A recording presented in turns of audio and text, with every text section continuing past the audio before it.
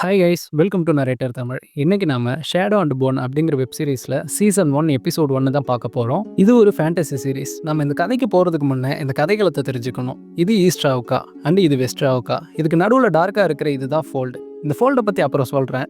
இந்த ஈஸ்ட் ராவுக்கால தான் இந்த கதை ஆரம்பிக்குது. இந்த ராவுக்கா பக்கத்தில் 2 நாடுகள் இருக்குது. ஒன்று ஃபியர்டா அண்ட் இன்னொன்று ஷூஹான். 2 நாடுகளுமே எதிரிங்க. ஸோ இந்த 2 நாட்டையும் நம்மளால் கடந்து எங்கேயும் போக முடியாது. ஏன் இந்த ஈஸ்ட் ராவுக்காலேருந்து வெஸ்ட் ராவுக்கா போகணும்னாலே இந்த ஃபோல்டு கிராஸ் பண்ணி தான் போய் ஆகணும். வெஸ்ட் ராவுக்காவை தள்ளி இருக்குல்ல, இதுதான் வந்து கேட்ட டேம். இங்கே தான் வணிக வர்த்தகம். இந்த ஃபோல்டை பற்றி சொல்கிறேன்னு சொல்லியிருந்தால, பல நூறு வருஷங்களாக ஈஸ்ட் ராவுக்கா மக்களுக்கு பெரிய பிரச்சனையே இதுதான். ஏன்னா அதுக்குள்ளே ட்ராவல் பண்ணி தான் அவங்களால வெளியவே போக முடியும். ஆனால் அது அவ்வளோ ஈஸி இல்லை. ஏன்னா ஃபோல்டுக்குள்ளே மனுஷங்களை வேட்டையாடுற வல்கரா அப்படிங்கிற கொடூரமான உயிரினங்கள் இருக்குது. அந்த ஃபோல்டு உருவானதுக்கான காரணம் வந்து பல நூறு வருஷங்களுக்கு முன்னாடி மேஜிக்கில் நடந்த மிகப்பெரிய தவறுன்னு சொல்லப்படுது. அந்த ஃபோல்டு ஒரு மோசமான இருட்டு. அதுக்குள்ளே போகிறது சுலபம் இல்லை. கதைக்களத்தை பார்த்துட்டோம். இப்போ அங்கே இருக்கிற பாலிடிக்ஸ் அண்ட் பவர்ஸை பார்க்கலாம். இந்த ராவுக்கா நாட்டில் 2 ஆர்மிஸ் இருக்காங்க. ஃபர்ஸ்ட் ஆர்மி நம்மள மாதிரி சாதாரண மனுஷங்க. செகண்ட் ஆர்மி கிரீஷாஸ் இன மக்கள். இவங்களுக்கு மந்திர சக்திகள் இருக்கும். நெருப்பு சக்தி, காற்றை கண்ட்ரோல் பண்ணுற சக்தி, ஷேடோவை கண்ட்ரோல் பண்ணுற சக்தி, என் ஹார்ட்டை கூட கண்ட்ரோல் பண்ணுற சக்தி கூட இருக்குது. இந்த கிரீஷாவை ஃபியர்டா நாட்டுக்கு சுத்தமாக பிடிக்காது. இந்த ராவுக்கா மொத்தமுமே அரசராட்சி தான். மீதியெல்லாம் நம்ம கதை போகிற போக்கில் ஒவ்வொன்றா தெரிஞ்சுக்கலாம். ஓப்பன் பண்ணால் ஒரு குதிரை வண்டியில் ஒரு பொண்ணு எதையோ வரைஞ்சிட்டு இருக்கா. இவ பேர் ஆலினா.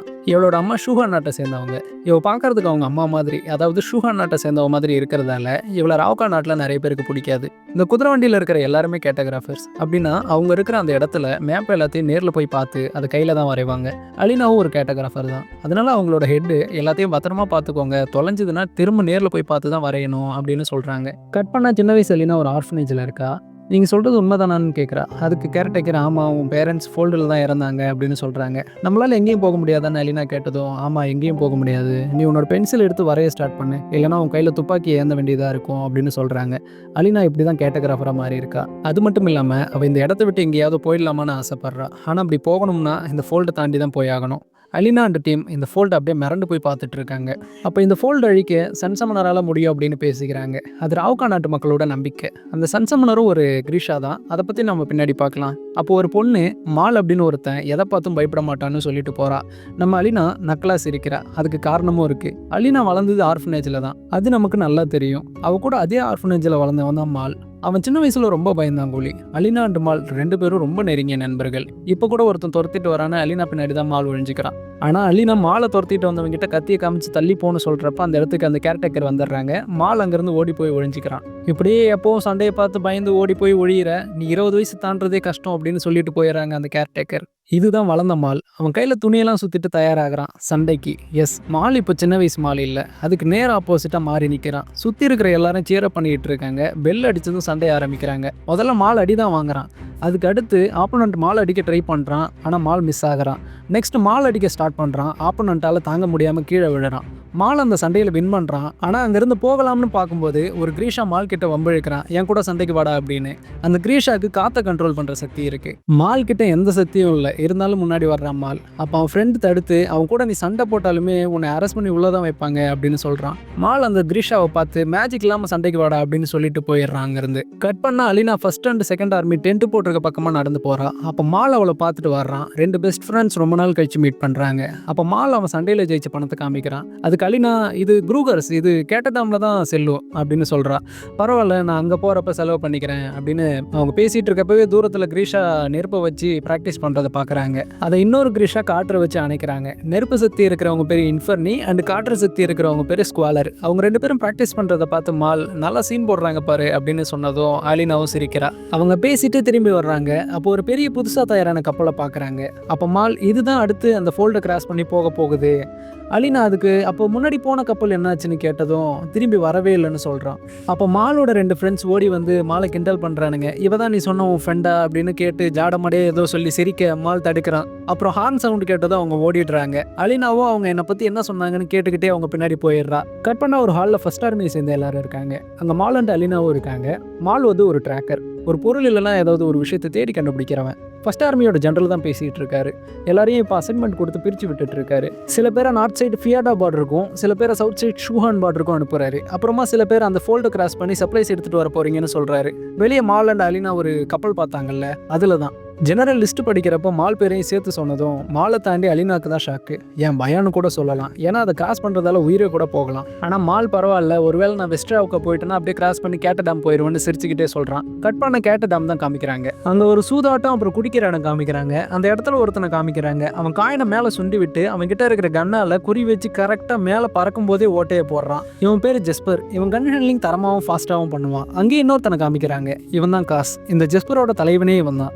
அது மட்டும் இல்லாமல் இந்த இடத்துக்கும் இவன் தான் ஓனர். அப்போ காசை ஒருத்த மீட் பண்ணுறான். ஒரு பெயிண்டிங் காணாமல் போயிடுச்சு. அதோட ஒருத்து 10,000 க்ரூகர். கிரீஷாஸ் பாதுகாப்பில் பலமாக பாதுகாக்கப்பட்டு காணாமல் போன அந்த பெயிண்டிங்கை நீ தான் கண்டுபிடிச்சு தரணும், இது ஒரு நல்ல டீல் அப்படின்னு சொல்கிறான். அந்த பெயிண்டிங்கோட மாடல் பெயிண்டிங் காமிச்சு காசு கிட்ட டீல் பேசுகிறான். எஸ், காசு இந்த மாதிரி வேலைகள் வந்தாலும் பணத்துக்காக அதை செய்வான்.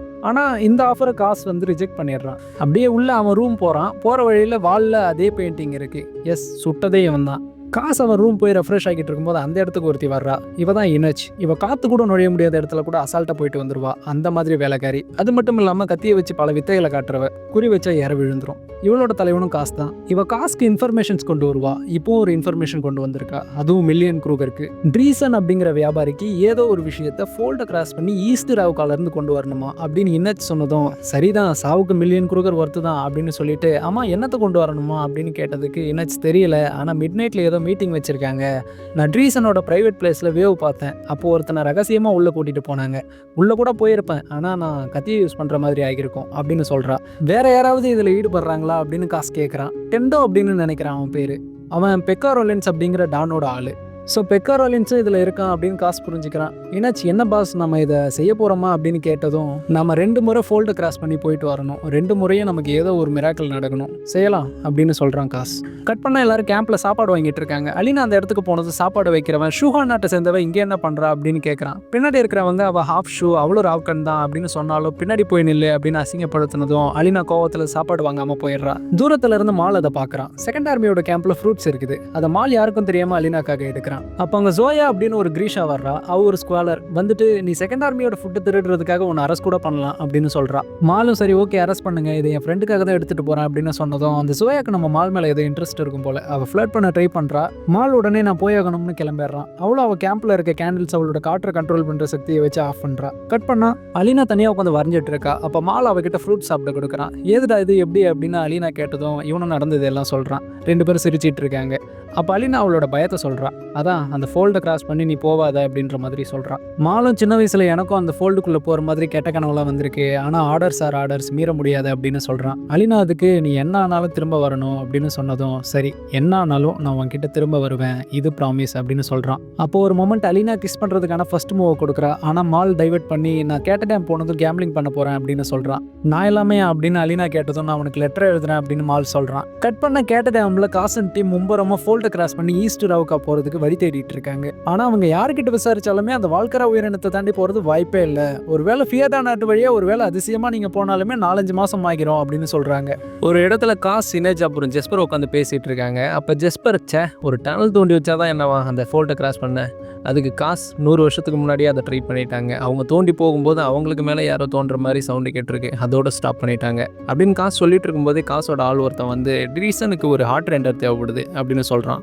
ஹார்ட் ரெண்டர்னா இதயத்தை கட்டுப்படுத்துகிற சக்தி கொண்டவங்க. அது மூலயமா ஒருத்தங்களை கட்டுப்படுத்தி அவங்க உண்மையை சொல்கிறாங்களா இல்லை பொய் சொல்கிறாங்களா அப்படின்னு கண்டுபிடிக்கலாம். அது மட்டும் இல்லாமல் அவங்க ஹார்ட்டை கண்ட்ரோல் பண்ணி அவங்களை அமைதியாக்கவும் முடியும், சோழியை முடிக்கவும் முடியும். ரீசனுக்கு ஒரு ஹார்ட் ரெண்டர் தேவைப்படுதுன்னு தெரிஞ்சுக்கிட்டது இதுதான் நம்ம இந்த டீலுக்குள்ளே போகிறதுக்கு சரியான நேரம் அப்படின்னு காசு சொல்கிறான். ஆனால் பாஸ் இந்த விஷயம் பெக்காரோலின்ஸ்க்கும் தெரியும் அப்படின்னு அவன் ஆள் சொல்கிறான். யார் தாண்டா பெக்காரோலின்ஸ், அவனுக்கு இவ்வளோ பில்டப் குடிக்கிறீங்கன்னு நினைக்கும் போது கட் பண்ண பெக்காரோலின்ஸை தான் காட்டுறாங்க. ஒரு கிளப்புக்குள்ளே நுழைஞ்சு அந்த கிளப்போட ஓனரை போட்டு அடிக்கிறான். அந்த ஓனருக்கு ஆல்ரெடி வந்திருக்கிறது பெக்காரோலின்ஸ் தான் தெரிஞ்சிருக்குது. உடனே பெக்காரோலின்ஸ் பரவாயில்ல, என்னை பற்றி உனக்கு தெரிஞ்சிருக்குது, நல்லதா போச்சு, எனக்கு மில்லியன் க்ரூகர் வேலைக்காக ஒரு ஹார்ட் ரெண்டர் தேவைப்படுது, உங்ககிட்ட ஒரு ஆள் இருக்குன்னு எனக்கு தெரியும். அந்த கிளப் ஓனரும் ஆர்வமாக மிலனாவை தான் நீ தேடி வந்திருக்க, அவளை 1 ஹவருக்கு நான் ரெண்ட்டுக்கு தரேன் அப்படின்னு சொல்கிறான். அதுக்கு பெக்காரோலின்ஸ், நான் ரெண்ட்டுக்குலாம் எடுக்க வரல, இது ரொம்ப முக்கியமான வேலை, அவள் திரும்ப வந்து அந்த வேலையை பற்றி உங்ககிட்ட சொல்லிடுவா.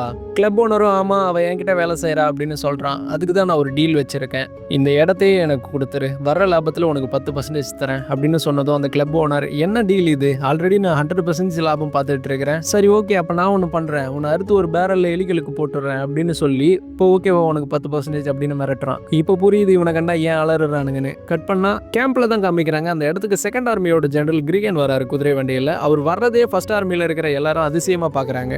ஃபர்ஸ்ட் ஆர்மியோட ஜெனரல் எல்லாரும் தயாராகுங்க கிளம்ப அப்படின்னு சொன்னதும் மால் நான் திரும்ப வருவேன் அப்படின்னு அலினா கிட்ட சொல்லிட்டு கிளம்புறான். அப்போ பயத்தோட பார்த்துட்டு இருந்த அலினா ஏதோ ஒரு பிளான் போடுறா. ஓடி போய் அவங்க வச்சிருக்க மேப்ஸ்ல இருந்து 2-3 மேப்ஸ் எடுத்து எரிக்கிறா. அது ஃபோல்டுக்கு அந்த பக்கம் இருக்கிற டேட்டா. ஃபர்ஸ்ட் ஆர்மியோட ஜெனரல் அங்கே இருக்கிற அந்த கேட்டகிராஃபர் ஹெட்டை பிடிச்சி திட்டுறாரு. ஏன்னா இப்போ அந்த ஃபோல்டை கிராஸ் பண்ணி அந்த பக்கம் போய் திரும்ப வரைஞ்சிட்டு வந்தால் தான் உண்டு. ஏன்னா ஃபர்ஸ்ட் ஆர்மிக்கு ஒவ்வொரு மேப்பும் இம்பார்ட்டன்ட். அதுவும் ஃபோல்டுக்கு அந்த பக்கம் இருக்கிற மேப் ரொம்ப முக்கியமான டேட்டா. அலினாவோட பிளானே மால் கூட கப்பலில் ஃபோல்டை கிராஸ் பண்ணுறது தான். ஒன்றுமே தெரியாத அப்பாவி மாதிரி அலினா ஜெனரல் கிட்ட வந்து நான் போயிட்டு வரைஞ்சிட்டு வரேன் அப்படின்னு சொல்கிறான். அவர் நீ மட்டும் இல்லை யூனிட்டே போங்க அப்படின்னு சொல்லிட்டு போயிடுறாரு. அவ கூட வர்ற 3 கேட்டகிராஃபர்ஸும் புலம்பிக்கிட்டே மரண பயத்திலே வர்றாங்க. அலினாவை கப்பலில் பார்த்ததும் மால் நீ என்ன இங்கே பண்ணுற, ஒழுங்கா கீழே இறங்க அப்படின்னு சொல்றான். ஜெனரல் தான் அசைன் பண்ணியிருக்காரு, ஆர்டர்ஸ் ஆர் ஆர்டர்ஸ் அப்படின்னு அவன் டைலாக் அவங்கிட்டே சொல்றான். எனக்கு எதுவும் ஆகாதுன்னு நான் ப்ராமிஸ் பண்றேன் அப்படின்னு சொல்றா அலினா. மால் அங்கிருந்து போய் அடுத்து என்ன அப்படின்னு ஒருத்தர்கிட்ட கேட்டதும் கிரீஷா தான் சொல்லணும் அப்படின்னு சொல்றாரு. ஒரு இன்ஃபர்னி லேடி வராங்க, வந்து நம்ம டார்க்குள்ளே போகிறோம், அங்கே நம்ம எந்த லைட்ஸும் யூஸ் பண்ணக்கூடாது, இந்த ப்ளூ லைட்ஸை மட்டும்தான் யூஸ் பண்ணணும், வெளிச்சம் கம்மியாக இருந்தாலும் அதுதான் நமக்கு சேஃப்.